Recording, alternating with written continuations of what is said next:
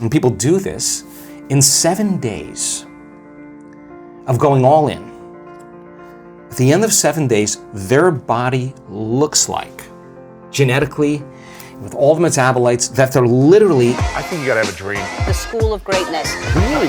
Yeah. Please welcome Lewis Howes. What is your thing that might come in every now and then as a limiting belief for you? Oh God. Or something that I'm no holds different. you back? I'm no different than anybody else. I mean, of course, I mean... And what are those things then that hold you back or that maybe limit you or get you into the memories of a fear state as opposed to the future? Look, it takes a lot for me to do what I do. I mean, there's a lot of energy. There's a lot of people that would love to see me fail, you know, and you know, the beauty behind my perseverance is that we're uncovering some really powerful truths for people to like really embrace. Mm-hmm. Like I keep telling the scientists, I can't believe this is the truth. I tell them that, like, I can't believe this is the truth. We have the evidence right there that you could make your brain work better in 4 days. You could make your heart work better in 4 days. You can make your immune system 50% stronger in 4 days. You could regulate 8 different genes in 4 days that are all promoting neurogenesis and stem cell production and oxidative balance and all kinds of wonderful things. Cellular structures enhanced. All of this stuff is really cool because if you don't know that that's possible, right, then it doesn't exist for you, right? Like if you're unconscious to the fact that you could heal yourself, you'll make the same choices you always do. So I'm challenged in my own way at a different level to do my best, to make the right choices all the time. And sometimes those choices, I can't rely on anybody else but me to make those choices because nobody else knows what it's like to be me than me. Even my closest friends think they know me, but when it comes down to making the choice, it's a lonely moment, right? Because I'm doing my best to try to preserve this work and to inspire people to apply it in their lives as many ways as I can. So a lot of times I get discouraged, like, oh my God, like another challenge. But I think when I'm truly in the right zone, I think the only way that we actually can grow in our lives is to be challenged, right? So, I think that the greater we evolve or the greater we become, I think the greater the challenges, And so I have my own set of challenges that I have to really retreat from my life. I have to spend a lot of time alone, and I have to remember that vision, and I have to get beyond all those other things that say, wow, my God, this might be a good time for you to quit, or this is a good time for you to say, wow, this is getting pretty intense. What would you say is the biggest challenge? Is it the internal conversation about just... No, it's just a lot of moving parts. We have a big team. We run events for thousands of people. We have staff, we have volunteers, we have scientists, we have papers. I mean, we have growth, we have websites, social media, we have... It's all just a lot of moving parts. Yeah, a lot of moving parts, and so I think for me personally, I guess I could say this is that what I love to do more than anything else is to create. Right? I mean, the meditations that I develop and the things that I think about and the music that we work on creating, all that stuff.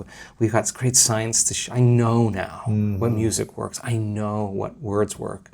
I know the rhythm. I know the cadence. I know the mathematics of music that works really well. So like that stuff is the fun stuff. That's where I want to be, in the studio and with the sound and making the right meditations for people to.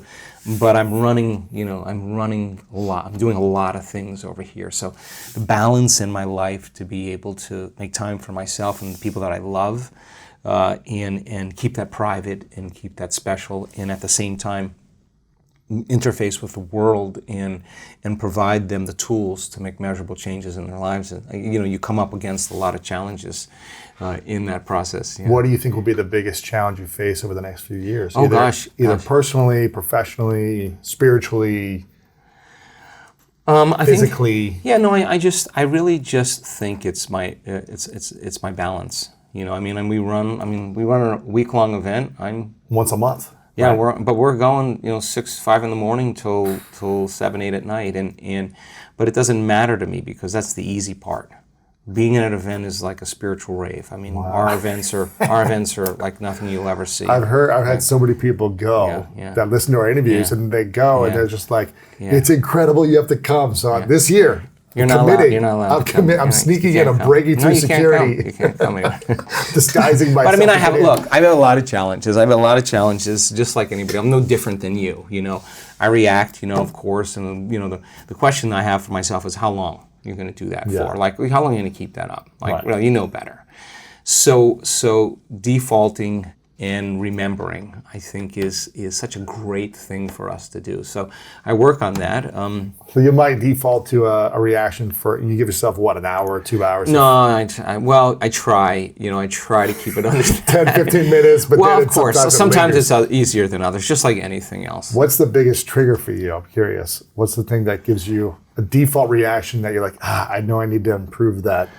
God, I think the thing that I care the most about is really just keeping this work as pure as possible. I think I care a lot about that. Do people try to muck it up or something? Well, there's always variations of it, So I guess if I was really honest, I would want to say that I would want to keep it as pure as possible. That's what I work on. How do you keep it pure? What's pure mean? Well, just in its original version, right? Yeah. Yeah. Your morning and evening meditation is incredible. I don't know if people... Well, that's a great example of metacognition. That's a great example of reminding yourself of who you want to be and who you no longer want to be, and then check in at the end of the day. You say, I had a whole lifetime today. How'd I do? Incredible. And, in your evening meditation, I listen to the morning one and the evening often. And the evening one, you have this thing where it's like, how did I show up? Did I show up as my best version of myself? And did I do the things I said I was going to do? And, and it's a beautiful reminder of having accountability. Yeah. Accountability is one of the 3 things that creates excellence. Accountability is basically owning what you say you're going to do or what you're asked to do.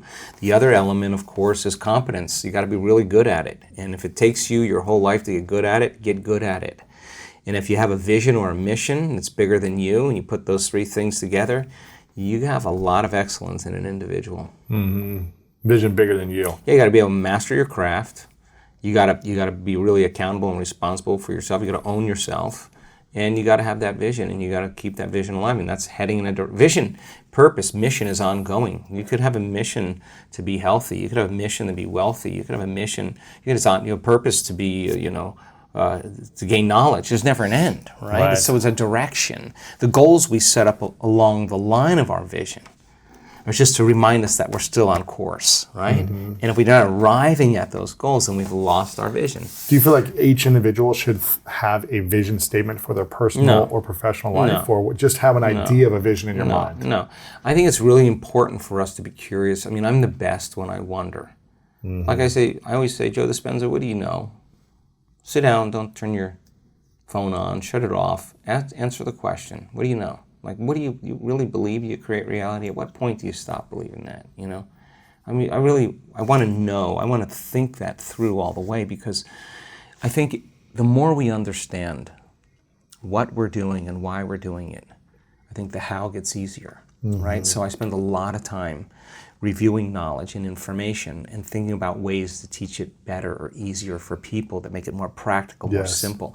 And I can tell you there's such a quickening going on in our culture right now. People are so ready to really embrace this information. They've had it doing in other ways. And so taking that time to really think and contemplate is such an important process, because when it gets stale, and it gets routine and it gets boring, you just forgot what you were doing and why you're doing it, right? And it's time to back up and relearn it and get down to the basics again. What was the biggest discovery you found in the last 5 to 10 years based on practicing, trying, learning, research? What was the thing that was like, wow, this is a new thing, or a thing I thought that was going to work and it's actually working? Yeah. Wow. I don't know if we have enough time for that, but we have the research that we're doing right now, Louis. We'll give you an example, like a drug study. When you do a drug study, it's about 18 to 25% correlative cause and effect, right? Our studies are 75% cause and effect. There's no pharmaceutical that looks anything like our studies. And the amount of wonderful metabolites that are being created in people's bodies. What is a metabolite? It's like a cell is releasing information. Like what is the information? Is that the cell is saying I'm in growth, or I'm in trouble, I'm in emergency, I'm in disease, right? So in 7 days at a week-long event, we discovered that people make thousands of different metabolites to show that their body is in a very different environment, very healthy environment. And then when they walked in the beginning. Yeah, and when they walk, dramatic changes. And I keep saying to the scientists, where are those chemicals coming from? Where are they coming from? They're certainly not coming from some pill that you're taking. It's coming from within us. And our nervous system is the greatest pharmacy in the world. I mean, you take blood from an advanced meditator that hits a certain brainwave state. We capture that moment of connection. There's information in their blood that causes them to be immune to viruses, any virus.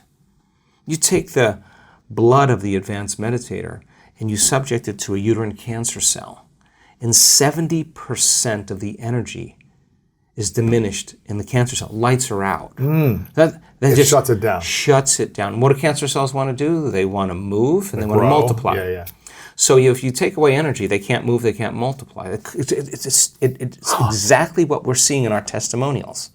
You take the blood of an advanced meditator and you subject to a neuron, it downregulates the gene for Alzheimer's. Like there's wholeness. There's information in that in the chemistry of their blood that's not coming from anywhere out there. Their eyes are closed. The music's playing in the background. They're not eating. They're not saying. They're not doing. They're sitting still. They're not being massaged. They're not having like liquids dry. They're not taking injections. IVs, no IVs. No. They're making strong compounds in their body. That's from within. From within. Is that from thought into brain into heart body? How does that? No. Back to our original conversation about putting our attention on matter and putting our attention on energy. Well, the quantum field, right, is, you look at reality, it's a particle and a wave, right? A particle is matter, the wave is energy. Okay, so it's a scientific fact that we perceive less than 1% of reality. And as a matter of fact, the mathematics say it's 100% that we perceive less than 1% of reality. So don't exclude yourself from that as well. So we're missing out on a lot. Right? Okay. So our perceptions, our faculties are only perceiving 1% of what's actually real. That's exactly right. Yeah. It's amazing. So our sight, our taste, our smell, everything. only 1% of our of what's actually. Yeah. Wow. Yeah. So we're missing out on a lot. So even if we can get to 2 or 3%, it'd be a whole new world. Called enlightenment. Yeah. So then what we teach people to do is take their attention off the particle, off matter. And put it on energy. And you can't experience that energy with your senses. So you're going to experience it with your awareness, okay? So what happens, okay? Person changes their brain waves from high beta, that aroused state we talked about earlier. They start sensing space. Their brain waves slow down to alpha. Why? Because when you're sensing, you're not analyzing and thinking. If you're not analyzing and thinking, you're not in beta. So you start dropping down and the brain switches to alpha. And in alpha, your inner world tends to be more real than your outer world. Alpha is a creative state, okay? So in beta, the voice in your head is always talking to you. Do this, do that. It's that default, right?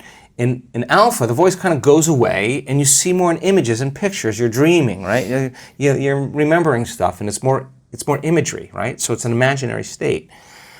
When we see people move into that state, they don't just move into any kind of alpha. They move into that coherent alpha. Now the whole brain is in cadence. It's sending out very strong signals, right? If you can get a person dialed down into theta, where they're completely relaxed, the body is so relaxed that it's resting in a light sleep.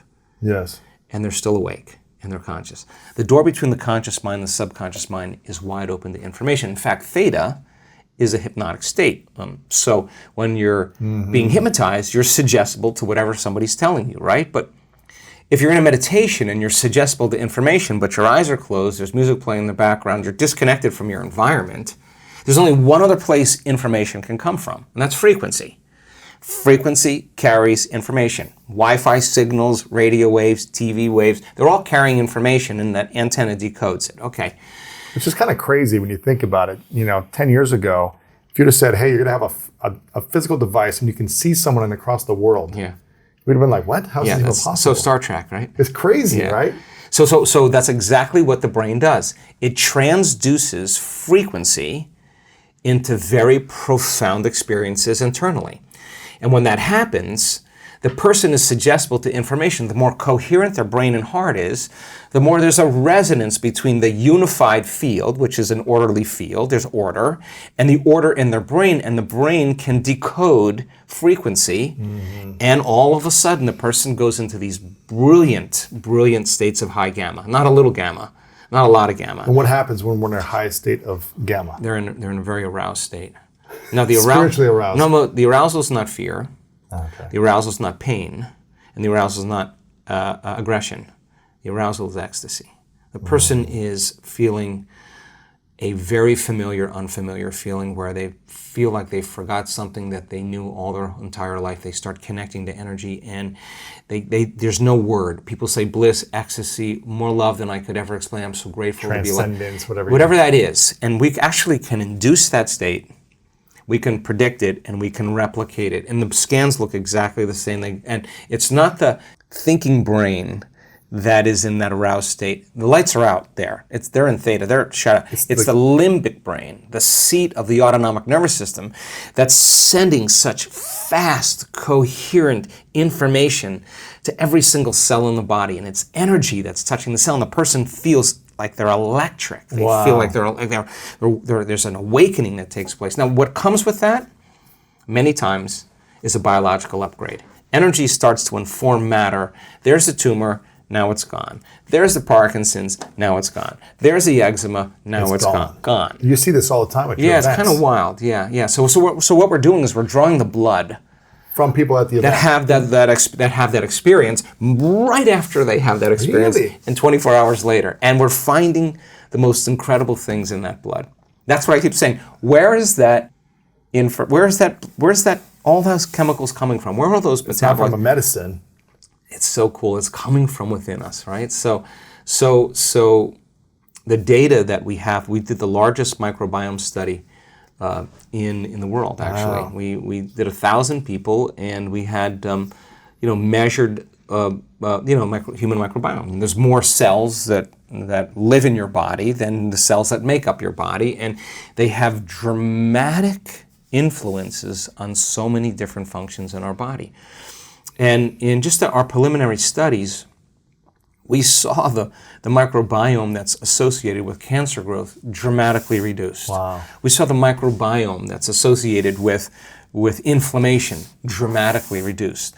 We found the microbiome that causes a person to be resistant from treatment for cancer significantly reduced. Like, we're just finding all this crazy stuff. When these scientists are seeing this data, that they're working with the people that come to your events, and they're seeing this massive reduction. They were all skeptics, by the way. Yeah. And what do they say when they see the results? Are they like, no, in the beginning, they were running the tests, the same tests, over and over again, expecting to get a different result. Yeah. And I said to them, you're changing your belief. You're doing that right now. You're changing a belief right now. They're looking and seeing, oh my God, cells are not behaving the way they should in this plasma. Let's run it again. Let's run it again. Let's do it another way. Let's do it. And they tried all the different ways, and they're like, oh my God, this is incredible. This is we've never seen anything like this before. So again, why is that important? The testimony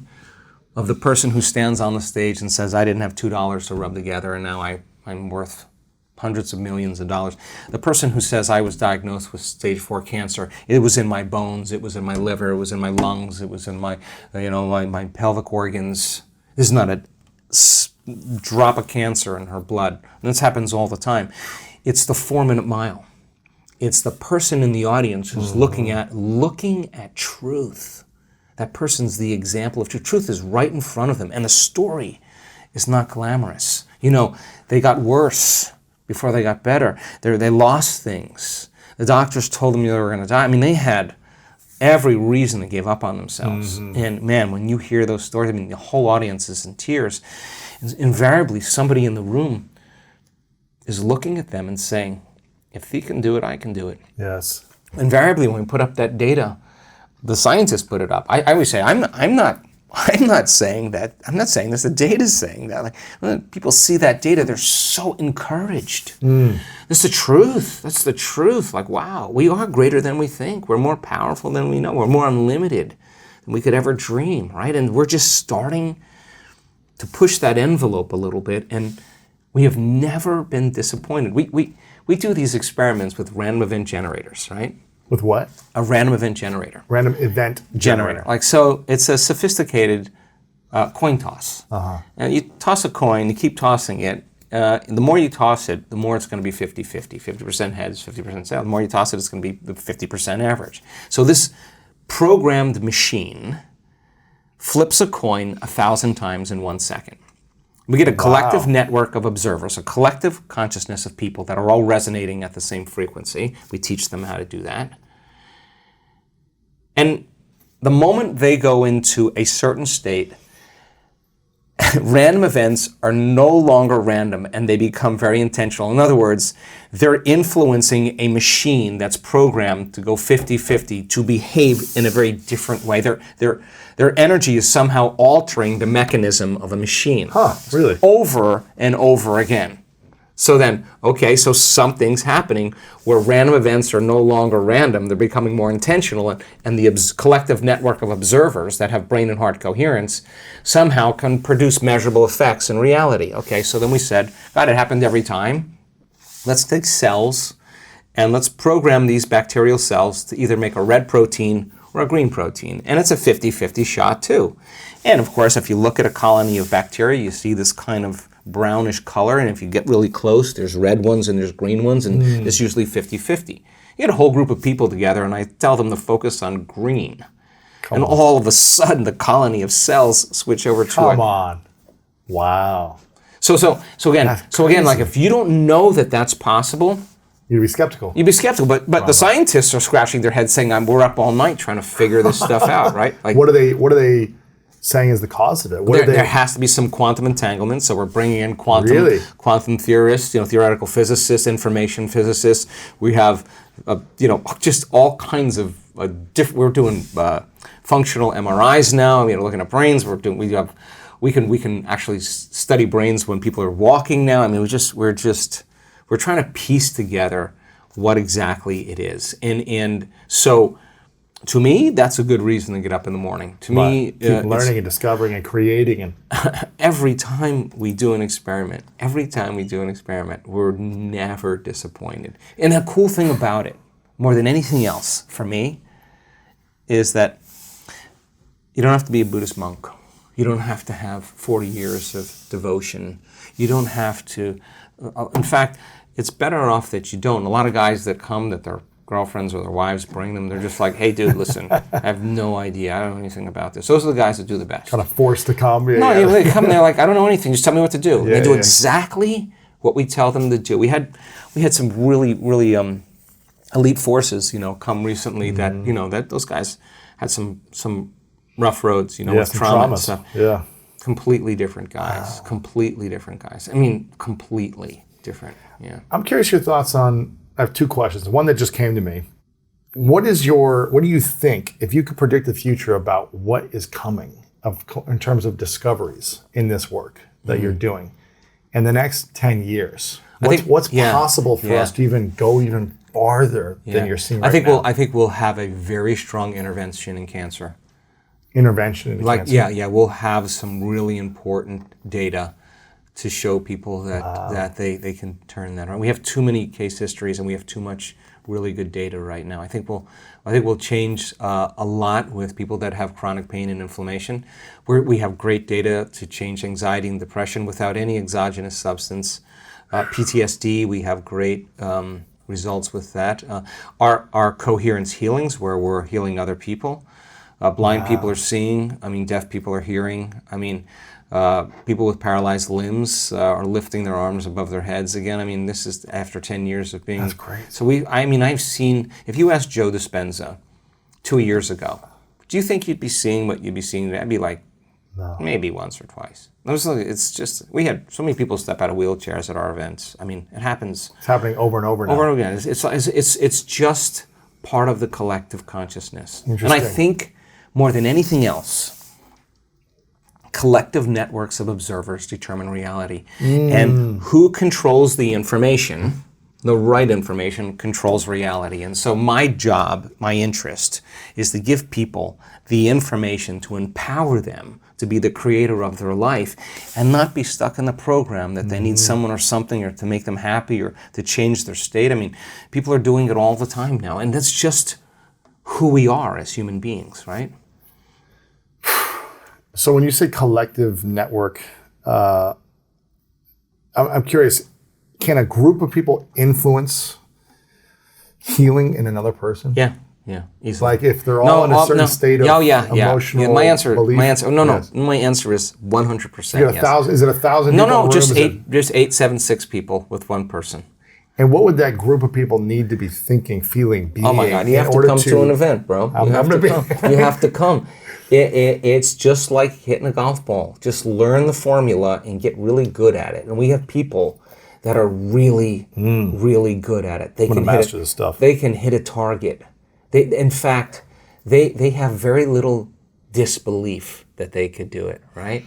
And that belief causes them to create. Right, but what we discovered, it's not the number of people with the most amount of emotion, most amount of energy. You got a stadium full of people, and that's very entropic energy.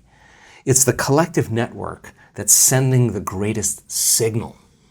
That's brain and heart coherence. Now that's information, right? That's what seems to entrain matter. And it's learning how to send that signal with the right energy. Yeah, and it's just training. In 7 days you go all in. I can tell you at the end of 7 days you'll be different. I can tell you that. For this. Yeah. I'm curious. I mean, mental health seems to be, you mentioned kind of anxiety, depression, and these different states that people could come in with, especially people with trauma from the past, whether it be ex-military, special forces, people that see and maybe have to do certain things that they're not excited about and that has these traumas. Prisoners, yeah. Mental health just seems like something everyone's talking about with the rise of a lot of things. COVID, depression, social media, disconnection, all these different things. What is your stance? Technology, yeah. Just the feeling connected but not connected, all these things. What's your thoughts on healing these mental health challenges or diseases? So we have really good data primarily for mental health conditions like PTSD, anxiety, depression, cyclic mood disorders, OCD, things like that.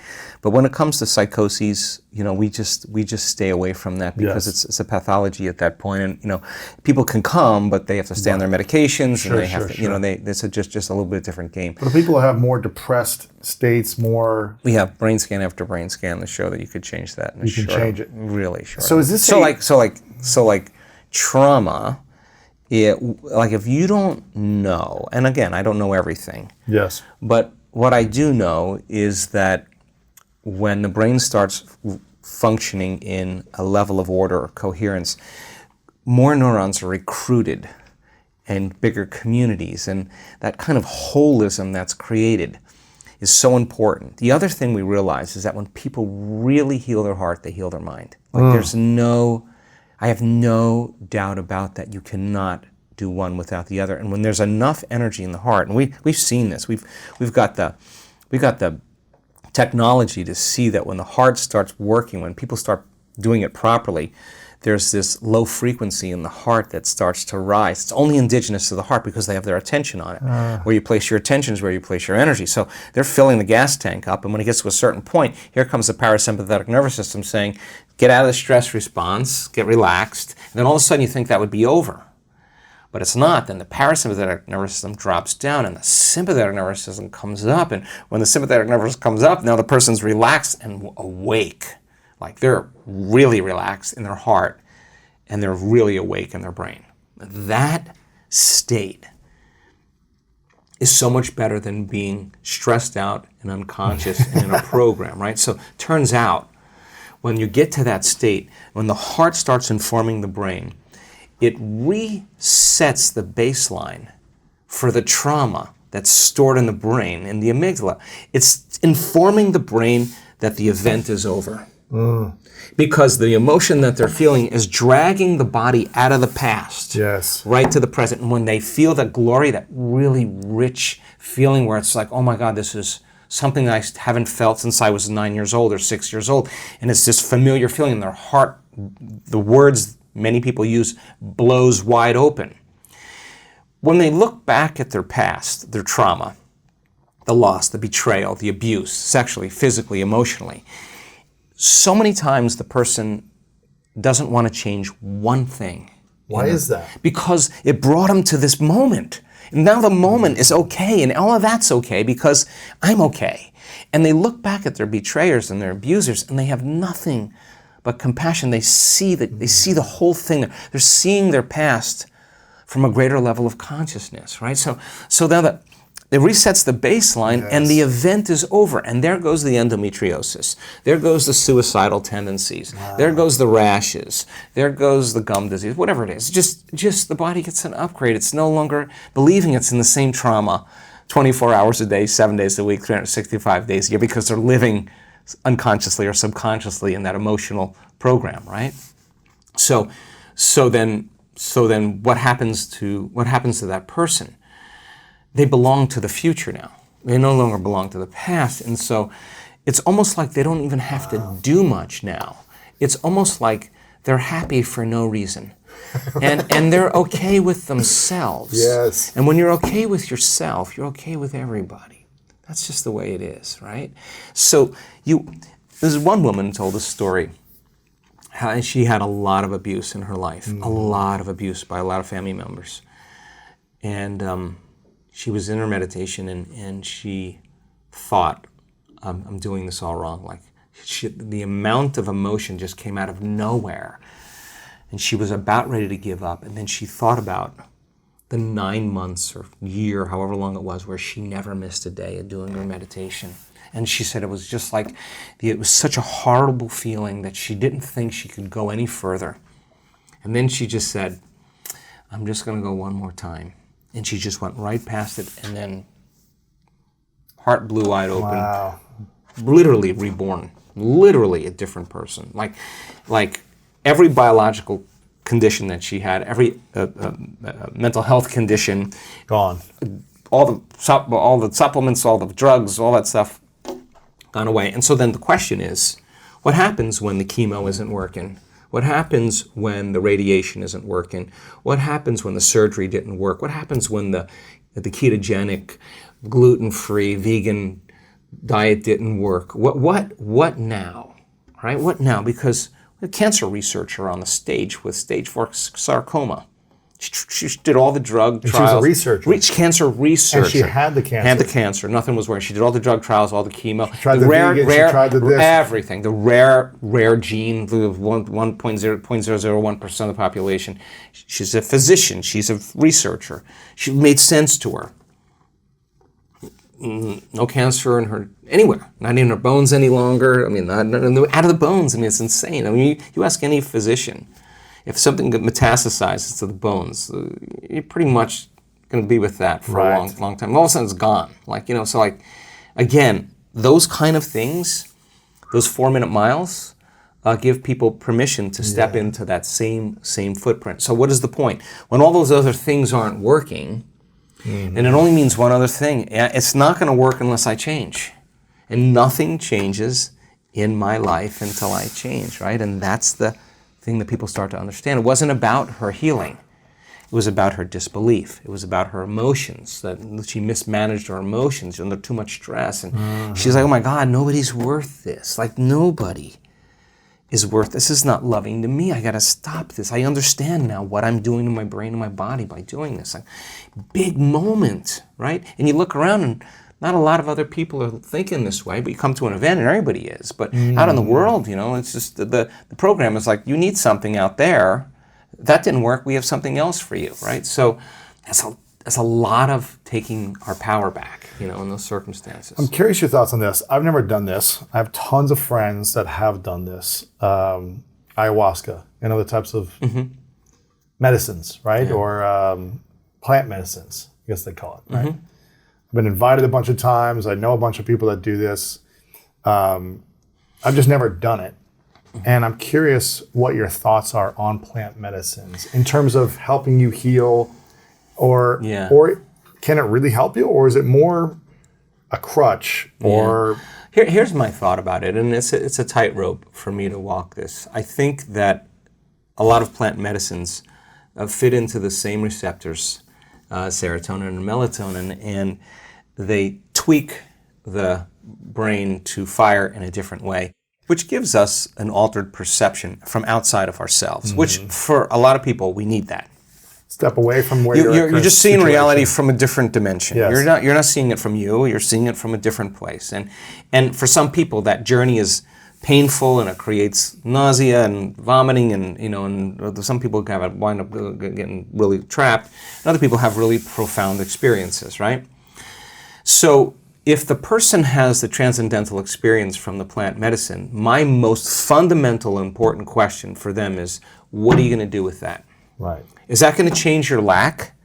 Is that going to change your life? If that insight somehow causes you to act on it, because it changes your perception of the world, and it truly causes you to be whatever it is, whatever the experience is, to take that piece with you and use it in some way, that's great. But for many people, insight never changes behavior. You can understand that your father was overbearing. You could understand that Saturn is in the wrong house. You can all of that stuff. You could understand that that there's a chemical imbalance in your brain. None of that. No, you could understand all kinds of things, but that won't really change your life. Really, it doesn't really change your life. So there are people who have done 65 ayahuasca sessions because they have cancer, and the cancer hasn't changed. My advice to them is try something else. Right? Just come on. Come on. Let's let's make a different move here. So my concern is that this is human nature. Everybody has this, You take something and it makes pain go away. You take something and it gives you an altered perception of whatever.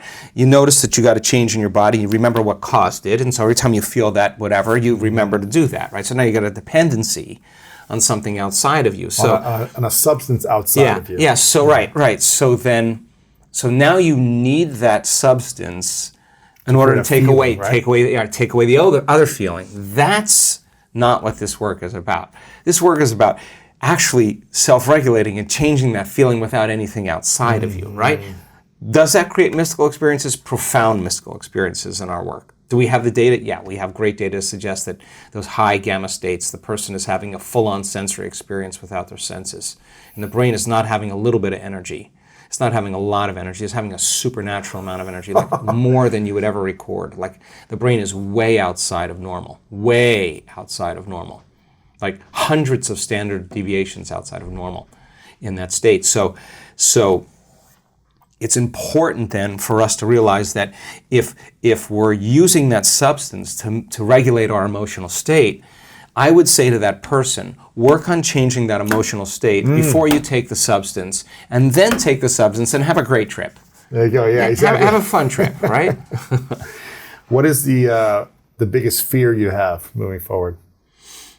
I really don't really have a whole lot of fears in moving forward. I feel really good about my team. I feel really good about our research. Yeah. I feel really good about the way we run events. I mean, I've always, there's always growth pains, and we outgrow things and we have to do things differently.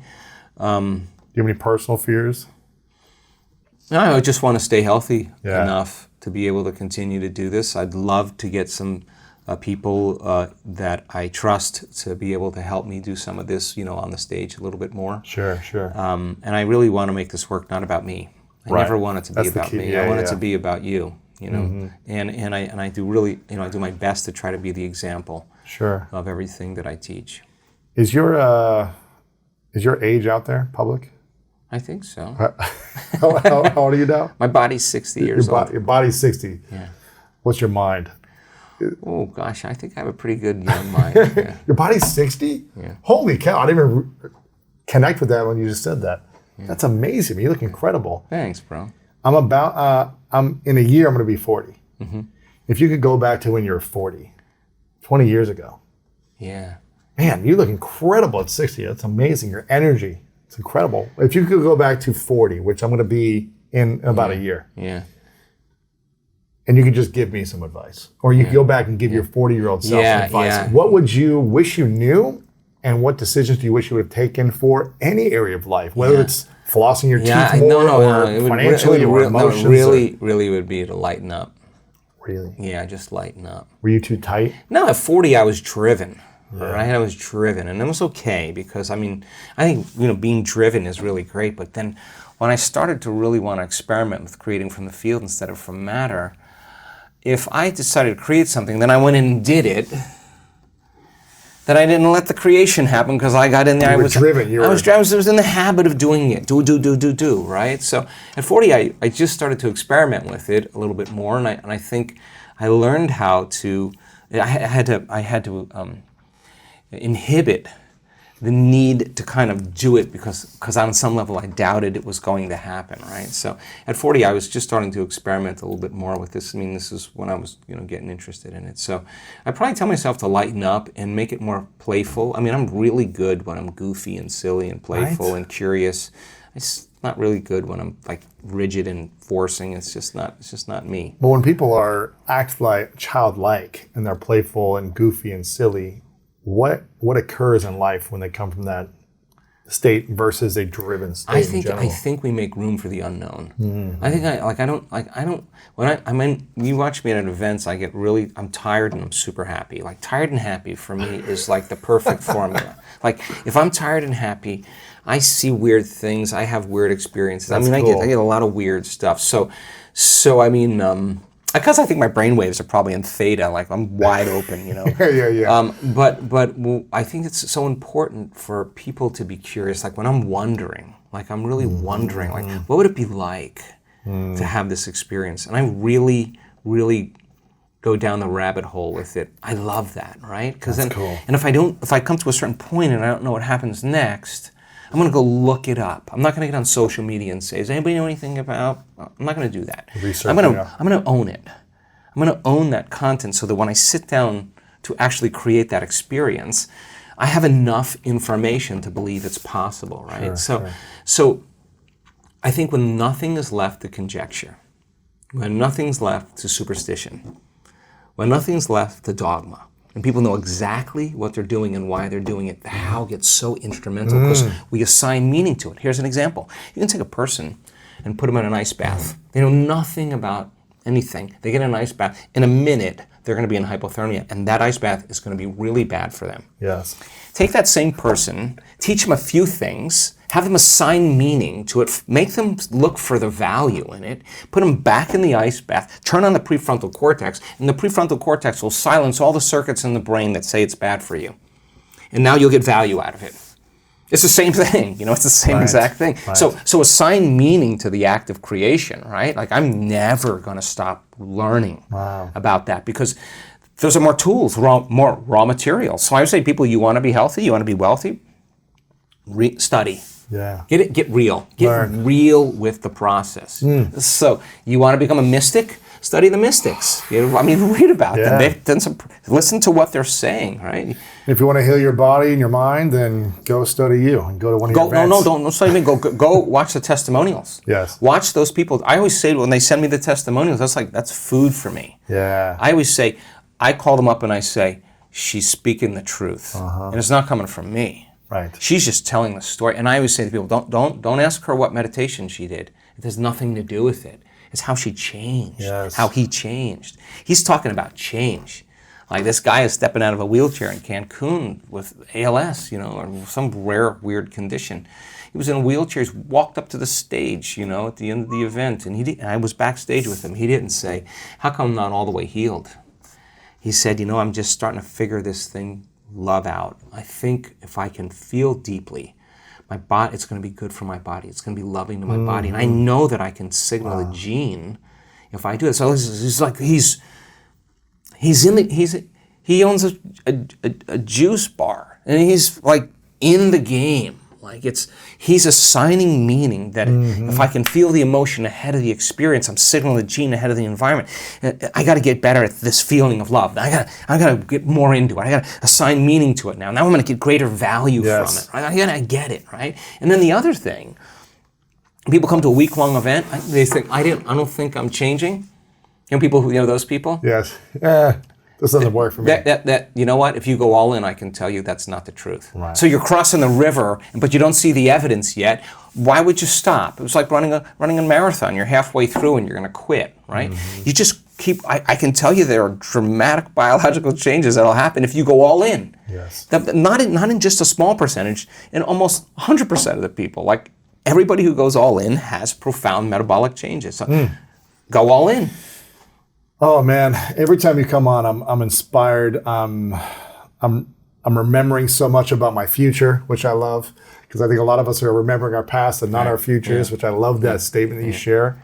And it just gives me so much more hope of what's possible for people. Yeah. And so many people have been messaging me from the last interview saying, I went to his event, it's transformed my life, all these different things.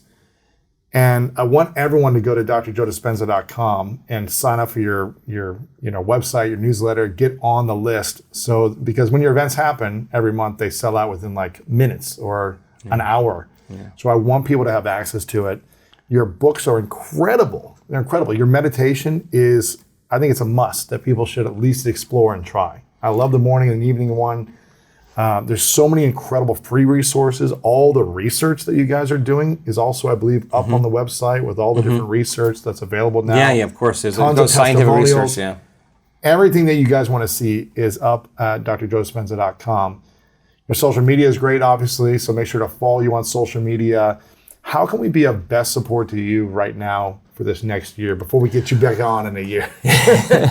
Be the example. I mean, show the world what greatness looks like. Show the world what love looks like. Show the world what patience looks like. Show the world what leadership looks like. Show the world so that you can give people permission to say, wow, something's different about you. Like, what is it? I want something. What is that? Yeah. Don't go around telling people you need to shorten. You need to forgive your father. You need to shorten your emotional response. Don't do that. Show the world what it looks like. So they say, what is it? What is it about you that's different? Or you show up and you're no longer matching the memory they have of you. Like, who is this person? What happened to you? Yeah. That's so important for people. Because that means you're out of phase, right? So the world needs, this is not a time to go to the Himalayas. We need you here. We need you here. Yes. We need you to be the example. This is a time to stand up for the truth, right? And we gotta show the world what it looks like. And every single person creates that emergent consciousness. Every bird that's in that pattern, every fish that's in that school that are moving as one mind and one heart. There is no leader. Everybody's leading. This is a time where everybody's got to lead. Community Absolutely. is the future. No healthcare plan, no religion, no government really is going to take care of people the way they should be taken care of right now. And I don't mean that in a secular way. I'm sure there's religions that really take care of people. But what I'm saying is we need to create a collective consciousness, and collective networks of observers determine reality. Dr. Joe, I'm always grateful for your time. I appreciate and acknowledge you for the mission you're on.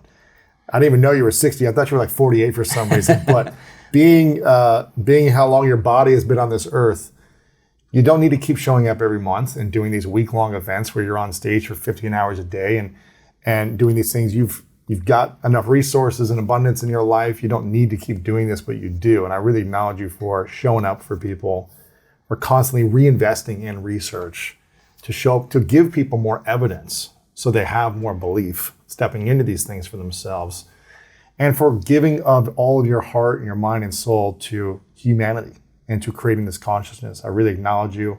So grateful for you. I appreciate you. I've asked you your 3 truths many times before, so if people want to hear your 3 truths, they can go watch or listen to the previous episodes. I recommend people check out the one on love we did a year ago. It's a massive hit. People are loving it. and they're finding incredible relationships with themselves that they've never had and with others that they've always wanted. So thank you for your wisdom and advice on love and relationships. And we'll have to have you come back on more. But I appreciate you, and I'm so grateful for your time. Thank you, sir. Thank you. Appreciate it. Thank man. you. If you enjoyed that interview, then I know you'll love what we have coming up right now. How quickly can we heal something that's been inside of our body, inside of our mindset for decades that we've never let go of? Yeah. And it's a part of us. How quick are we able to do that from past trauma? Yeah.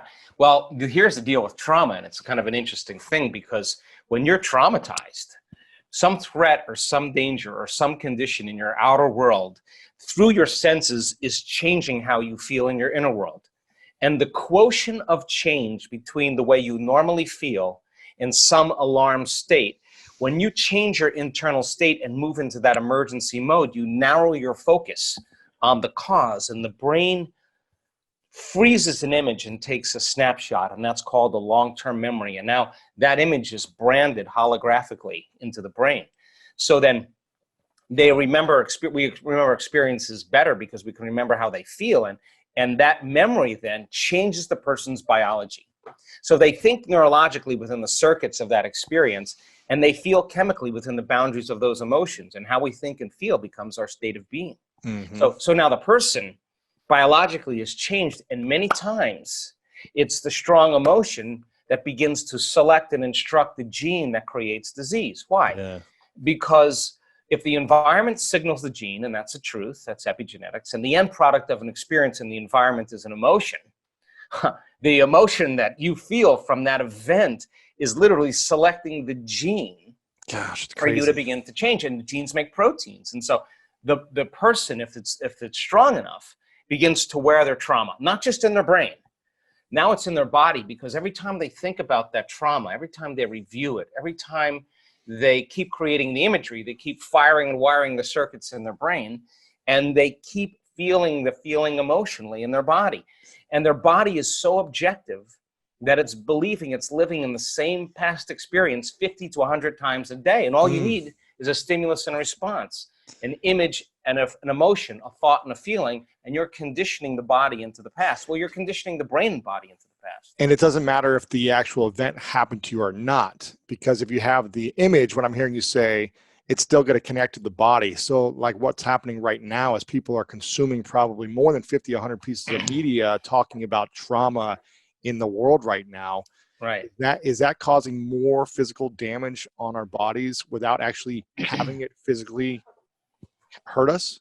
Well, let me finish that thought, and Yes, then go ahead. we can answer This that is question. mind-blowing. So then you asked, is it possible then that people can heal that quickly in 1 week? Yeah, because what if they create an inner event that carries an amplitude of gratitude or joy or freedom, break through from the chains of the past, and when the body is liberated and you feel that elevated emotion, the stronger the emotion you feel from that breakthrough, the more you're going to pay attention to the image in your mind. And now you're beginning to brand new circuitry in the brain, and your body's being conditioned into a new future. And the stronger the emotion you feel, and the more you pay attention to the picture, the more you're conditioning the body over time to the future instead of the past. So now you keep knocking on that genetic door emotionally, then that emotion ultimately signals a new gene that upregulates that gene to produce better proteins. And the person then all of a sudden starts healing. And we have research to show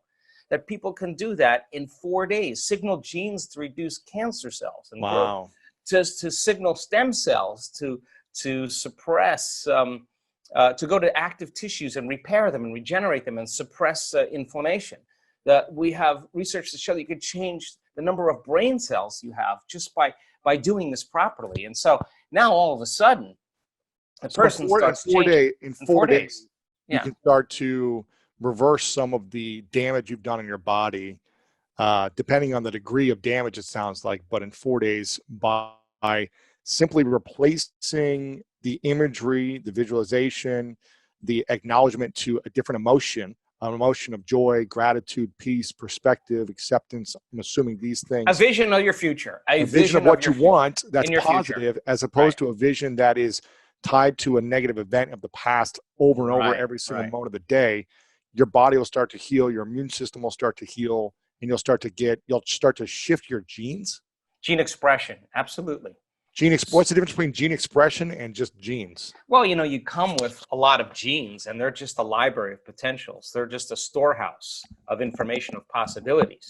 So then you got to get the right signal, the right lock into the key that begins to select and instruct genes that cause genes to make different proteins. And you can regulate so many different genes, the same genes, you can regulate them differently. So when they upregulate, they start producing really healthy and robust proteins. And that's enzymes, that's tissue, that's structure, that's function, that's hormones. It's immunoglobulins. When they downregulate because of some alarm, when there's not a lot of energy for long-term building projects, well, then you keep doing that. Then the body starts producing cheaper proteins. It's a different signal. It's not a time for growth. And so now to answer your other question, Yes. then it makes sense then that if you have been if you had experience of trauma, say, for example, and it's created the feeling of fear, and your fear is that it could happen again. And you don't know this, but every time you think about that future, that possible worst case scenario, and you feel the emotion, you're conditioning your body to become the mind subconsciously of anxiety. So now, all you need now is some cue in your outer environment that says it's unsafe, that there's damage there, that you're a victim, something's bigger than you that could have an effect on you. Well, now that feeling of fear is going to cause you to think thoughts equal to it. So the person then no longer needs the environment to feel that fear. They just have to have the thought about that condition now. And now they're literally knocking their brain and body out of balance by thought alone. And the body's constantly living in emergency mode. And it takes a lot of energy, a lot of resources to live in emergency mode all the time. And guess what system becomes compromised by it? Immune system. Your immune system. Why? Because you have two protection systems. You got a system that protects you from dangers in your outer world. That's the gas pedal. That's the sympathetic nervous system. That's the fight or flight nervous system. Danger, threat out there. Use all the energy because you got to survive. And when you survive, you got to take care of your body. So Right. So now that system can work really well short term. It doesn't work really well if you keep it on all the time. Because if you're mobilizing all that energy for some threat in your outer world, there's no energy in your inner world for growth and repair. There's no energy for long-term building projects. And energy leaves the brain and it leaves the heart and it moves into these lower centers because now you're tapping the body's resources because there is an emergency. But whether the emergency is real or imagined, whether your anger is valid or justified or not, that you're tapping the body's very energy to heal by doing this. And the immune system says, well, we're part of really the other nervous system. We're the brake. We're the clutch. We need to get into relaxation. We need to get back into balance again. And when we do, then we'll metabolize. Then we'll assimilate. We'll reproduce. We'll excrete properly. Mm-hmm. So now you got this kind of battle between the gas pedal and the brake. And the immune system says, hey, listen, if there's foreign agents, if there's viruses, bacteria, molds, funguses, listen, we don't have a whole lot of energy here to deal with them because we're fighting this war out there. There's no homeland security. So they shut down certain receptors in the immune system. They shut down function of those lymphocytes, those white blood cells that are your inner army of protection. And it takes a lot of energy to fight a virus and a bacteria. But if there's no energy, hey, listen, it takes energy to raise the body's temperature. Where do you think that comes from? That's part of that branch called the autonomic nervous system. And the sympathetic, the gas pedal, is part of it. And the parasympathetic is the clutch, is part of that autonomic nervous system. And it's a check and balance. But so you stay in emergency for an extended period of time. And now you're exposed to some antigen or some external substance, some foreign agent, and there's no energy to deal with it, then you are victim to your environment, because every time you react to your environment and you say that person, that circumstance is controlling the way I feel and the way I think, if something outside of you is controlling your feelings and thoughts, then it makes you a victim to your environment. So then, so you will be more victimized or more You could be more of a victim to other things in your environment. People don't understand this consciously because it's a program subconsciously.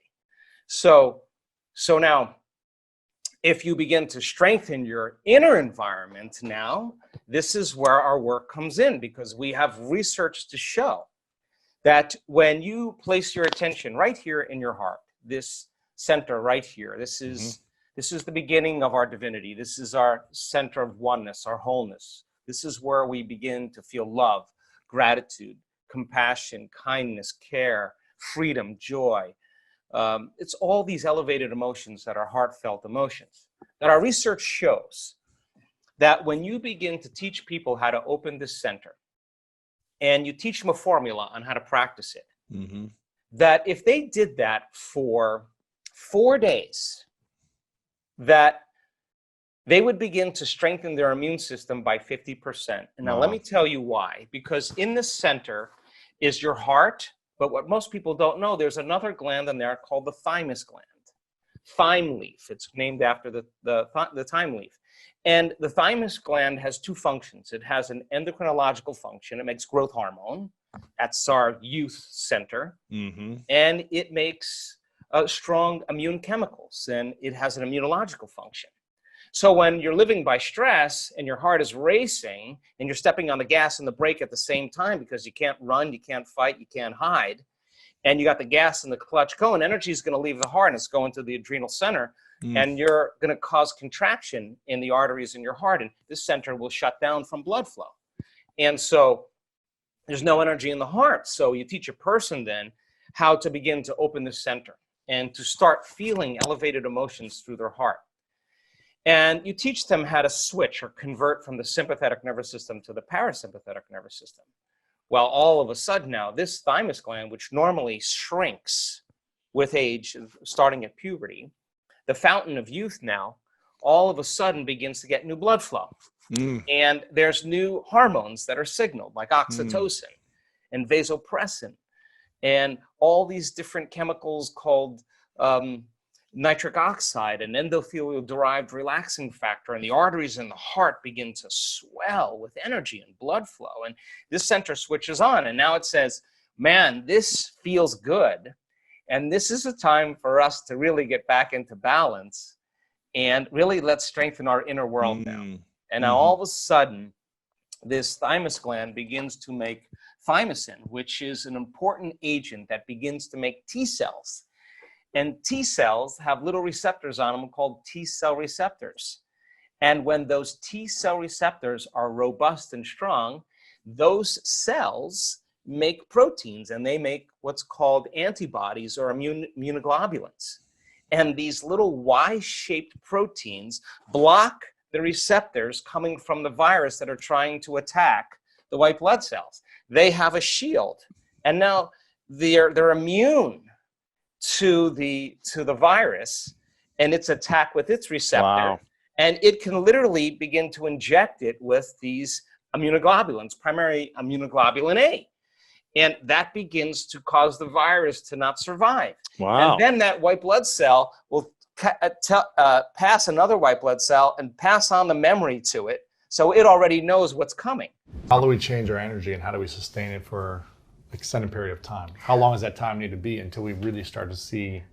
Sometimes immediate. Okay, so our research, and we've done in the last 6 years, because we were seeing so many incredible things going on in our workshops. I mean, people stepping out of wheelchairs and all kinds of crazy things. You're like a church. We're kind of like a church, like a mega church, yeah. But hopefully not that. Based in science. Yeah, but isn't it amazing that some of these churches, when people get to believe, whether they have science backing it or not, it's the belief in the mind. They step out into the unknown. And you can step out of your body and heal yourself, right? Instantaneously. And we do see that a lot. And some people are like, how can that be possible? Well, how can it be possible? Well, look, we've done the research now. I've assembled a team of scientists. We've done 8,500 brain scans. I can tell you when a person's about ready to change. I can tell you why people don't change. I can tell you what it takes to change. So what's it take to change? Well, you change. Most people keep their attention always their awareness on their body. They keep their attention on everything in their environment, people and things. Their brain is always scanning everything around us to determine what's known and unknown, what's safe and unsafe, right? And, we do that all the time. So our research shows that the moment you take your attention off your body and you go from somebody to nobody, you take your attention off the people in your life and go from who you identify with, from someone to no one. And so many people spend their whole life building an identity of being someone. Take your attention off your cell phone, your computer, your car, and go from something to nothing. Take your attention off where you're sitting, where you need to be, someplace you have to go from somewhere to nowhere. And take your attention off time, linear, thinking about the predictable future or the familiar past, and fall into the generous present moment and go from some time to no time. Then all you're left with is consciousness. And that's the moment you're no longer playing by the same rules of matter to matter. And there's a very elegant moment that takes place in the brain. In fact, I was just showing my research to a group of researchers in Santa Cruz this past week, and they were blown away. And I said, now watch, this person's going to have a transformational moment. They said, how do you know? I go, I've seen enough of these. And the next moment, the whole brain just lights up. That person is switched on. They'll never be the same person again. They're having a transcendental moment. And we could actually predict it and teach it now. It's a formula. Just like you doing sports, it just becomes a formula. Sure. And then you change the formula and you add to it, right? So when you no longer are identifying with your body, your environment, and time, that's the moment you're pure consciousness. Now, You're just an idea. you're an awareness. Awareness. Awareness that has nothing to do with local space and time. And now, if you're You no can go longer beyond anything. you can go beyond, and that's when the brain, because the brain doesn't change the brain. It takes a long time. It takes a long time for the personality to change the personality, for the ego to change the ego. The programs to change the programs takes forever. Matter takes a long time to change matter. But when you're in this moment, you're no longer playing by those rules. Consciousness is the phenomenon above matter. In fact, consciousness is beginning to activate or manipulate circuits in the brain. People just think the brain is creating consciousness. No, consciousness is executing the brain, right? So then, if the brain can change, then the mind doesn't change the brain. Mind is the brain in action. It's consciousness that changes it. So when people begin to disengage and get beyond themselves, you are at your absolute best when you get beyond yourself. Then getting the person to that point. How does someone get to that point? Yeah, so we teach them that formula. We teach them to that point where all of a sudden they reach that generous present moment where they just feel connected. And when they're in that place, all the things they thought they wanted, they actually no longer want because they feel like they already have them. So then imagine living your life from that place. You would be less judgmental, you would be less frustrated, you would be less impatient. Less reactive, And so the formula then is that it requires a clear intention, which is a coherent brain. And when you're living stressed out and something goes wrong, and you're threatened, or you can't predict an outcome, or you have the perception that something's getting worse, or you can't control it, you switch on that fight or flight nervous system that we talked about. Now, here's what happens. When that occurs, you start shifting your attention from one person to one problem, to one thing, to another person, to another place, because your brain is trying to predict the next moment. Well, every one of those people and things and places has this neurological network in your brain. So as you shift your attention from one to the next, it's like a lightning storm in the clouds. Your brain starts firing very incoherently. And when your brain is incoherent, you're incoherent. And when you're living by the hormones of stress, not a time to create. No. Not a time to open your heart. Not a time to learn. Not a time to trust. And it's a time to run, fight, or hide. So people spend 70% of their time of their life living in this state. Wow. So think about it. So miserable. So then when you're under stress, if there's a cougar around the corner, you're not going to sit down and meditate. You're not going to sit still, right? But so jump imagine up a tree. here you got the survival gene switched on, and nobody is going to believe in possibility when you're living in survival, right? Wow, yeah. So then, when you're living in stress, what happens is you narrow your focus on the cause. You narrow your focus on matter, the object, the thing, And so people get switched on and all of their attention is on their outer world. When the hormones of stress kick on, the body gets an arousal. Now your attention is on the body. And of course, when you're under stress, you're trying to predict the future based on the past. And now you're literally enslaved into three-dimensional reality. So then how do you get what you want? You got to try harder. You got to force it more. You got to work harder. You got to fight for it. It's matter trying to change matter. It's exhausting. And people just burn out, right? So then we now know that when you go from a narrow focus on something and you begin to open your focus, you create a sense, an awareness that the act of opening your focus causes you to stop thinking. And if you stop thinking, you no longer activate those circuits and you start to slow your brain waves down. And as you slow your brain waves down, you start connecting to that autonomic nervous system, the thing that's giving you life. And all of a sudden, when you get beyond yourself, it says, he's gone. Let's step in and just clean up this mess before he gets back. Really? And its job is to create order and balance. So your body will start to do that for you. The innate intelligence will step right in. Once you connect, you got to connect. So you got to know how to change your brain waves. You can't change your brain waves. Wow. You stay in that active state. You're basically moving furniture around. You're analyzing your life within some disturbing emotion. And I can tell you, after looking at all those brain scans, if you're analyzing your life within some disturbing emotion, you're going to make your brain worse. In fact, you are thinking in the past, right? So you teach people the formula, how to open their focus, change their brain waves, connect to that invisible field, and all of a sudden, different compartments of the brain start synchronizing. The front of the brain starts talking to the back of the brain. The right side starts talking to the left side. And all of a sudden, what sinks in the brain links in the brain. And all of a sudden, you see this person starting to feel more like themselves. And when you see those two hemispheres of the brain start lighting up, watch out, because that person's going to feel really whole. They're going to start loving life. They're going to feel like they're going to be in love with life because the union of polarity and duality is wholeness at the exact same time. Coherent brain. When you're resentful, when you're judgmental, when you're impatient, your heart beats out of rhythm. Why? You're stepping on the gas and you're stepping on the brake at the same time. Your body and its intelligence, living in survival, is saying T-Rex is back there, but you're not running because you're sitting across the table looking at somebody smiling and your body's revved up, right? So the heart is beating arrhythmically. And when that happens, you're squandering or you're using all the body's life force and turning it into chemistry, right? Using all that energy to survive as opposed to think beyond. Right. So you're drawing from your vital life force, that invisible field around your body, and you're turning it into chemistry. You actually are going to shrink your own field. The hormones of stress cause us to be materialists, right? We when we're under stress, we're using our senses to determine reality. So now you feel more like matter and less like energy, more separate from possibility. So then to teach a person then how to regulate that heart center. And we do this, we've done 6,000 heart scans. Why? Because if I can teach you how to get in that heart state, and I can teach you how to activate that center, and I can teach you how to regulate an elevated emotion, the heart starts to create a very coherent signature.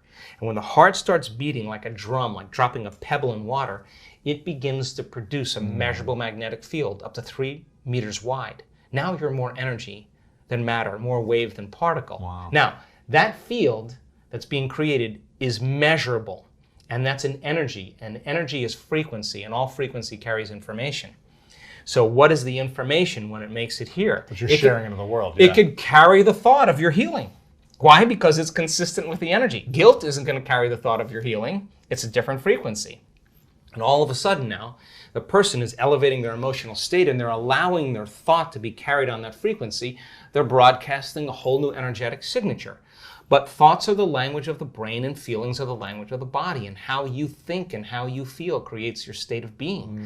So then the question is, if you keep practicing creating that state of being, it should become familiar to you, yes or no? Yes. The word meditation literally means to become familiar with. So then if you're practicing moving into these elevated states and your heart is coherent and we're measuring and I can say, Lewis, you got it. Now do it for 30 minutes. Now do it for 60 minutes. And you practice creating that coherence. You'll know when you're there and when you're not, yes or no? Sure. And then you would be able to say, like a skill, like anything else, give me a minute. I'm going to step out and you're going to go back in the heart coherence and bring up that state. How Now, do we get there in the heart? oh, well, then we practice the formula. Again, rest your attention, start calling up elevated emotions, and when you start seeing that starts happening, then you sustain it, and you keep practicing, and all of a sudden, it gets longer and longer and longer. Now, what's the relevance behind that? Well, we've measured neurotransmitters. So when a person actually activates their heart, the heart releases a chemical called oxytocin. Oxytocin is actually the love chemical. Oxytocin signals nitric oxide. Nitric oxide signals another chemical called endothelial-derived relaxing factor. What does that do? Causes the vessels in your heart to swell. Wow. You will literally have energy in your heart. You will literally feel like your heart is full. Now, once you have that feeling, you're not going to want to trade that feeling for anyone or anything. You're going to say, why would I judge that person? If I judge that person, I'm going to lose this feeling. Now, all of a sudden, you're self-regulating. Now, once the heart is activated, I just was at the research lab this week. Once the heart is activated, it acts as an amplifier, and it amplifies energy in the brain. So once you start opening that heart, and it begins to signal the brain, you're going to suppress the survival centers. In fact, the research shows it will reset your baseline. In other words, if you're anxious and vigilant, and you learn how to self-regulate, you'll actually reset the baseline, and you'll say, well, the trauma was 15 years ago. I saw somebody get murdered or whatever. And then we'll say, yeah. But the moment the heart, not the brain, it's the heart that actually resets the amygdala. And all of a sudden, the person switches down, and all of a sudden, like, I just don't have anxiety. We have thousands of brain scans with anxiety and depression from people from all walks of life. They've reset. And all of a sudden, they don't have that anxiety. They don't have to take medications or do anything else. They know how to self-regulate. Where does all anxiety stem from? Anxiety is doing this. Living in survival. When you're living in survival, I'll tell you this. When the survival gene is activated, out of the infinite potentials in the quantum field, you'll always choose the worst case scenario. Why? Because if you're in survival and you're preparing for the worst, there's always better chances of surviving if anything less happens. So people are always selecting the worst thing in their mind, and they begin to emotionally embrace that future before it happens. Thought and emotion, you start conditioning. So you're conditioning the body to become the mind of fear. You keep doing that enough times, once the body becomes the mind, it's a subconscious program. The person has a panic attack. Try as you may to control it with your conscious mind. You can't. You programmed it subconsciously. Now you worry about the next panic attack, and as you start worrying about the next panic attack, it's the vigilance that creates the next one. Wow. Now here's what's happening in our work. People who are self-regulating and creating these elevated states, we have heart scans of them sustaining heart coherence for a whole hour during a meditation. Then at the end of the day, they're still wearing the monitor. It's 8 o'clock at night, they're not even in a meditation, and for a whole entire hour, they're in heart coherence. We say to the woman, what's going on here? She said, I have no idea. I was just getting ready for bed, and all of a sudden, my heart just swelled up. It was so intense, I had to lay on my back and surrender to love instead of surrendering to fear. She had a spontaneous love attack instead of a spontaneous panic attack. Now, I would call that the natural state of being. So then, if you're living by those elevated states and you know how to feel that emotion of your future before it happens, you're less likely to wait for it to happen because you'll feel like it already happened. You're less likely to try to control it. You'll know that the moment you lose the feeling, you just disconnect it, and you're going to make your way back. And when you get good at it, no person, no thing, no experience can take it away from you. Wow. Now you're empowered. And if you understand the laws of how creation happens, then you're less likely to compete and rush to get what you want. You're going to know that it's going to come to you. And now that's the new model of how we create. Knowing it's going to come to us at the right time. What if we want it faster? Well, you just do it again. But remember, if you're trying to make it happen faster, you're back to the old self. Right. The new self would never do that. The new self would constantly stay there. And so then how does it appear? It appears in a way that you can't expect. Because if you can predict it, it's the known. It's going to come in a way that you haven't thought of, an unknown. And it's got to rock your world. It's got to catch you off guard. It's got to leave you no doubt that what you've been doing inside of you that produces some effect outside of you. And when you correlate what you've been doing inside of you with the effect that you produced outside of you, you're going to pay attention to what you did and do it again. And the energy of the joy that you feel when it happens, you're going to use that energy to create again. Now, people say to me, well, I'm this way because of that person and that thing. I would say to them, so you mean then that person or that experience out there is controlling your thoughts and feelings? Wow. That means you're a victim to your environment. But when you start changing your thoughts and feelings and it starts to produce an effect in your environment, you're going to change the belief that you're a victim consciously or subconsciously of your life to becoming more of a creator of your life. And now all of a sudden when you become more a creator of your life, you can't blame anybody. You can't say, well, that person or that thing. You'd have to say, I got to be greater than that environmental condition. Who in history can I study that had the same challenges? What did they do? Let me just work that into my rehearsal so that I can improve, right? Just like you've done with sports. It's the same process. Yeah. Why is this stuff really taking off now in the last year and a half? Because you've been doing this work for a couple decades now, right? Yeah. 2 decades? Yeah, just about, yeah. Almost 2 decades. And you've been in tons of documentaries, movies, you've been doing interviews for a long time, but really it's taken off in the last year. And you said, because now we have evidence about a lot of things that you're working on, the things that you've been believing for so many years that you knew worked for you, and you saw transformation with yourself. We're not going to go into your accident because that's in the last interview. But now we have proof and evidence and science backing all this. And how did that start to happen? Yeah, it's a great dialogue because I think this is a time in history where it's not enough to know. This is a time in history to know how. And if you rewind the tape 10 years ago, you know, information was the thing that stimulated thought, stimulated new ideas. And as we learn new things, we make new connections in our brains. So as we begin to add new stitches into that three-dimensional tapestry in our mind, we're beginning to cause our mind to function in new ways. But the key then is to apply it, to personalize it, to do something with it. And 10 years ago, when I got in front of an audience and talked about the application, nobody wanted to step outside that philosophical, theoretical, intellectual realm, right? Because doing something means you're going to have to change something about yourself. Painful. Yeah, you're going to get uncomfortable, right? And I think we're in an age of information.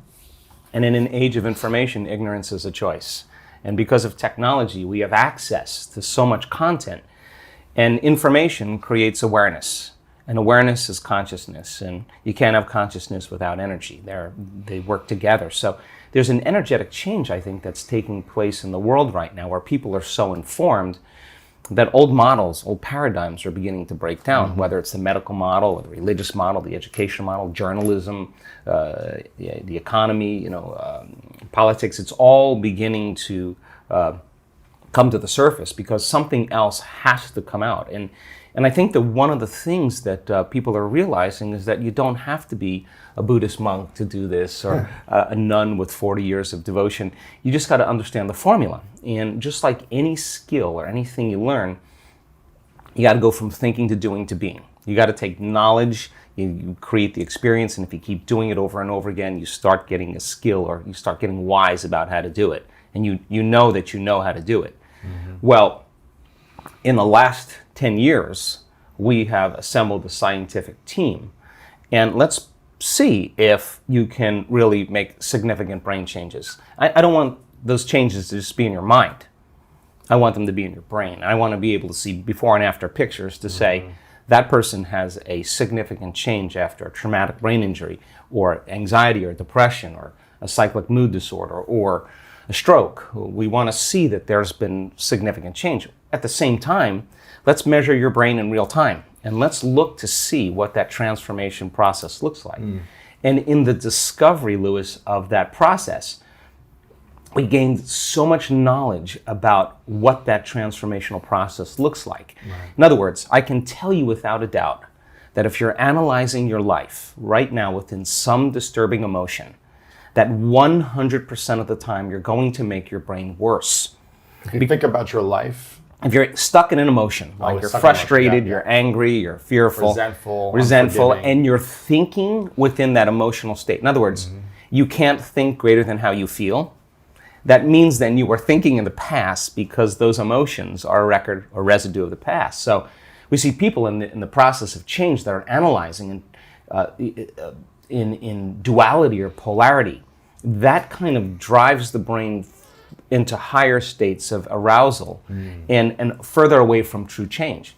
So we've done thousands and thousands and thousands of brain scans, and we now know that there's a formula to create greater brain coherence, greater brain efficiency, to make your brain work better. And when your brain works better, you work better.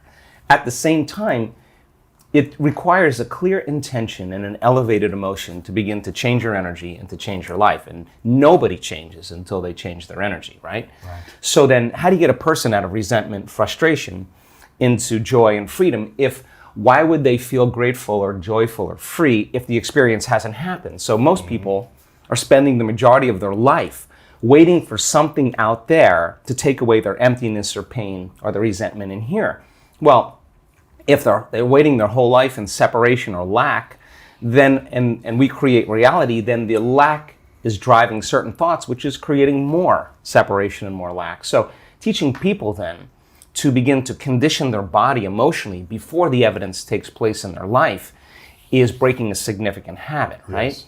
So instead of living by cause and effect, now we're beginning to cause and effect. So the moment you start feeling whole and grateful, we now know your healing will begin at that moment. Yes. The moment you start feeling worthy and abundant, your wealth is coming. You're generating a certain amount of energy, a certain amount of wealth. And so How does someone feel worthy, though, if they've always been told they're not worth it? yeah, well, so Or that's the story they tell Yeah, themselves. yeah. Like, I'm not worth it because Yeah. she didn't say yes when I asked her on a date. Right. Because he broke up with me, because I got Yeah. fired, because my parents left me. How am I worth it when Yeah. there's so much evidence or story Right. around a negative Well, thing? let's stop telling the story of your past and let's start telling the story of your future. And people who aren't defined by a vision of the future, for the most part, are left with memories of the past. Your brain is a record of the past. It's an artifact of everything you've learned and experienced at this moment. So most people wake up in the morning and they start thinking about their problems. Yeah. And those problems are memories that are tattooed in the brain that are associated to certain people and things at certain times and places. So the moment the person wakes up clean slate, they start thinking about their problems they're thinking in the past. If you believe your thoughts have something to do with your destiny, well, there's a possibility that your past is going to be your future. Every one of those problems has an emotion associated with it. So then the moment you start recalling the problem, you start feeling unhappy. Now your body's in the past, because thoughts are the language of the brain and feelings are the language of the body. And how you think and how you feel creates a state of being. So people reaffirm their identity based on the past, right? And it turns out that the redundancy of doing that, conditioning only requires an image and an emotion. And most people are unconsciously conditioning their body into the familiar past, into the known. So now if you're in the familiar past and in the known, you're going to crave the predictable future. Right. That's the known as well. And there's only one place where the unknown exists, and that's the eternal present moment. That's the sweet spot of the generous present moment. So you gotta labor to get that person beyond the emotions that keep them tacked or anchored to the past. And yes, it takes an effort to do that, but if you keep working with the formula, you'll reach that elegant moment where there's a liberation of energy. And now your body, as the unconscious mind, the objective mind, is not believing it's living in the same past experience 24 hours a day, because you're liberating the body from that emotional state. So you ask a person, why are you so unhappy? Why are you so frustrated? Why are you so resentful? The moment you ask that, their brain is going to associate that emotion to a past event. To a memory. To a memory. Yeah. That's because they have nothing to look forward to in their future. So if you're not being defined by a vision of the future, it just means to me that you're more in love with your past than you are with the future. So how do you teach people to believe in a future that they can't see or experience with their senses yet, but they've thought about enough times in their mind that their brain is literally changed to look like the event has already occurred? The latest research on neuroscience says that's absolutely possible. We know that. And how do you teach a person to select a new possibility in their future and begin to emotionally embrace that future before it's made manifest to such a degree that their body, as their unconscious mind, is believing it's living in that future reality in the present moment, and they're signaling new genes and new ways ahead of the environment. Now, till their body begins to change to look like the event has already occurred. We've proven that that's possible. Now think about this. So the more you think about your desired future, the joy, the gratitude, the feelings you want to have that are more positive, the more you think about it as a future thing happening, the more your body shifts now. Exactly. So your body's believing it's living in that future reality in the present moment. Now think about this. the stronger the emotion you feel from some condition in your life, the more altered you feel inside of you, the more you narrow your focus on the cause, and the brain freezes an image and takes a snapshot. And that memory now is embossed in the brain. It's branded in there. So then people think neurologically within the circuits of those past experiences, and they feel chemically within the boundaries of those emotions. And the stronger the betrayal, the stronger the trauma, the more the body's living in the past, right? Crazy. So how do you reverse that? So now, if you truly got passionate about a future, we've all done this. You get a wild idea in your mind and you start holding on to that vision and you're preoccupied with it.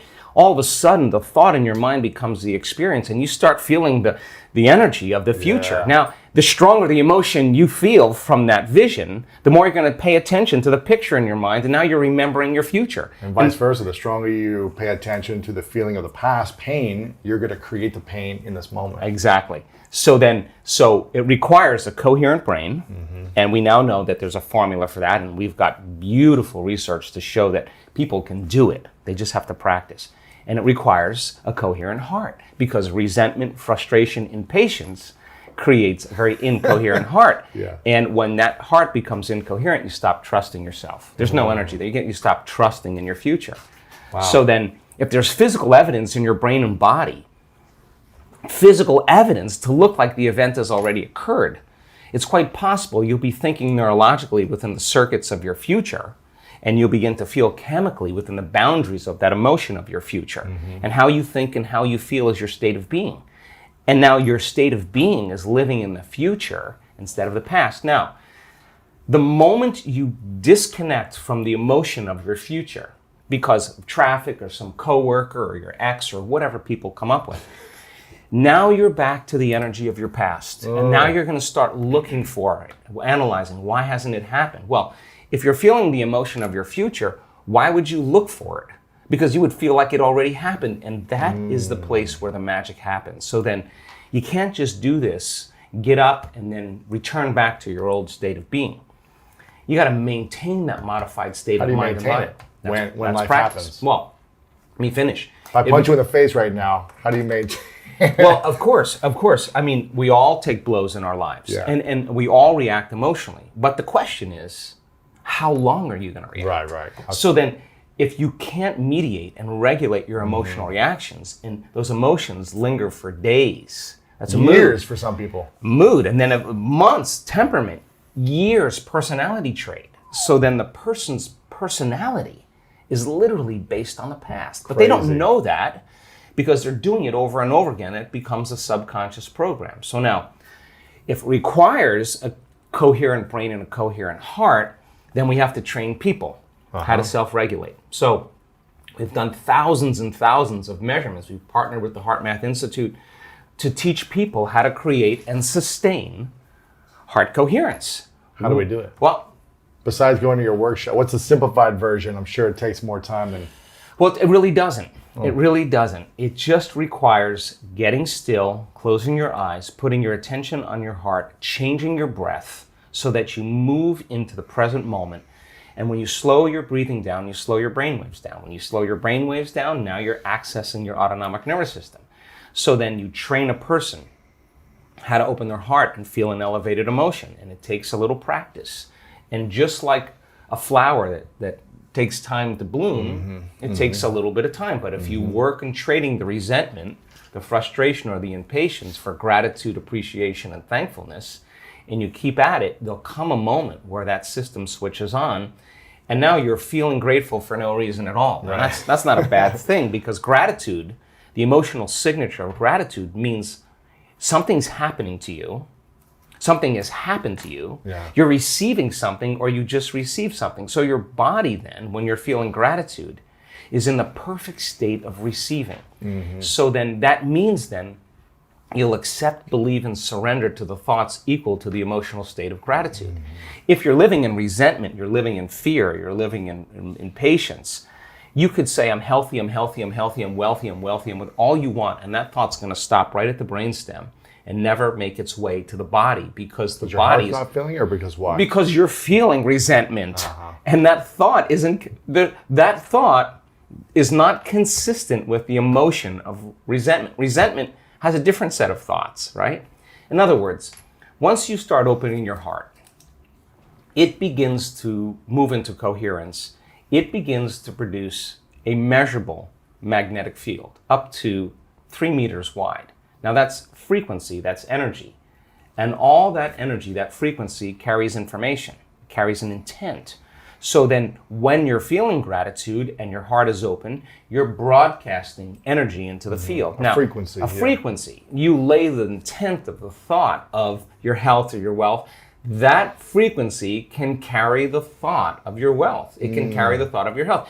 If you're suffering, suffering does not carry, that energy does not carry the thought of your wealth. It carries a different set of thoughts. So then we're teaching people how to self-regulate, because if you're going to believe in that future that you're imagining with all of your heart, it better be open and activated. Right. And you better know how to self-regulate. And you have to know the moment you disconnect from the energy of your future because of some circumstance in your life and you lose that feeling, if you're practicing it on a daily basis with your eyes closed, then the next level is to be able to open your eyes and do it right in the moment and be able to self-regulate and change the frustration from some experience in your life back to the energy of your future. Now, that requires great awareness and great effort. But if you have a community of people that are practicing this on a daily basis and they're connected to their future because that's where their mind is, they begin to want the future more than the emotions of the past. So we've done enough measurements now, Louis, to know that we can teach people how to do that, and we have evidence that people can sustain it for 45 minutes to an hour. It's a skill now. They know that they know how to do it. So now they have brain coherence and heart coherence. Well, once the heart begins to become orderly and coherent, it acts as an amplifier and it drives energy to the brain. So now the brain is getting more energy once the heart is open, and then you're thinking a different set of thoughts. And those thoughts produce different chemicals for you to feel more of that. And here comes nitric oxide from oxytocin, and all of a sudden your heart literally starts to swell. It literally begins to open up, and there's more energy going there, and now you're coming from a different level of mind. I'm very effective at what I do because I always figured if this worked for me, it would work for anybody. I was such a loser, and my world changed so dramatically that I've never ceased to be fascinated with what happened to me. And I want it to happen to other people.